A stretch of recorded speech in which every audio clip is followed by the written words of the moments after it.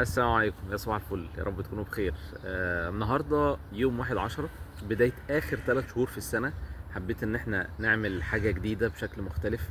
التحديات بقالنا فترة مش شغالين تحديات، كنا بنعملها تحدي في الأسبوع. الناس ما كانتش بتلتزم. حبيت إن احنا نعمل حاجة تانية، إن احنا بدل ما يبقى إن احنا حتى نشتغل عادة واحدة كل شهر، قلت لا، احنا نشتغل 3 عادات لمدة ال3 شهور اللي جايين. حبيت ان انا اختار عادات هتبقى فارقه جدا معانا، هتفرق للتحديات اللي بعد كده. هنبدا بالقراءه، ان احنا نصحى بدري، والحاجه الثالثه ان احنا نمارس الرياضه. ال3 عادات دول لو احنا اكتسبناهم حتى ولو بقدر قليل، هيفرق معانا جدا في الفترات اللي هتبقى جايه بعد كده، سواء في التحديات اللي جايه بعد كده او في حياتنا اصلا خلال ال3 شهور اللي احنا هنبقى ملتزمين بيهم. لو انت مش مشترك معانا في القناة، اشترك في القناة. لو انت مش مشترك معانا في برودكاست التحديات على الواتساب، ابعت لي، هتلاقي برضو الرقم موجود في الديسكريبشن. حاول ان انت تنضم معانا، حاول ان انت تلتزم.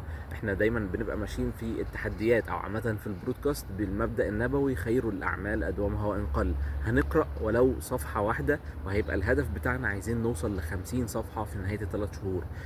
هنلعب رياضة لمدة مثلا، زي ما قلنا تمرين البلانك ممكن نلعبه لمدة 30 ثانية في اليوم. هنبقى عايزين نوصل لدقيقتين في آخر ال3 شهور.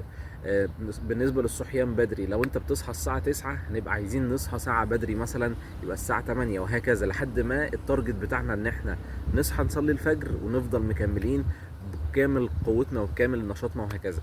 ده هيكون الهدف بتاعنا في ال3 تحديات. ده هيكون النموذج الجديد من شكل التحديات بتاعتنا.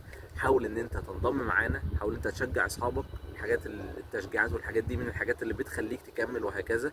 ما تعملش الموضوع لوحدك، عشان احنا دايما في الاول بنبقى متحمسين فترة وبعد كده بنهدى. لكن لو في حد معاك بيشجعك، انتوا الاتنين هتاخدوا بايد بعض ان انتوا تتحسنوا، حياتكم تبقى احسن. في تفاصيل كتير في التحديات دي هنتكلم عليها طبعا خلال الفترة اللي جاية. هنتكلم على الفوائد بتاعت الصحيان بدري، فوائد ان انت تقرأ، فوائد ان انت تلعب رياضة، وبرضه هنتكلم عن سلبيات لو انت ما بتعملش الحاجات دي.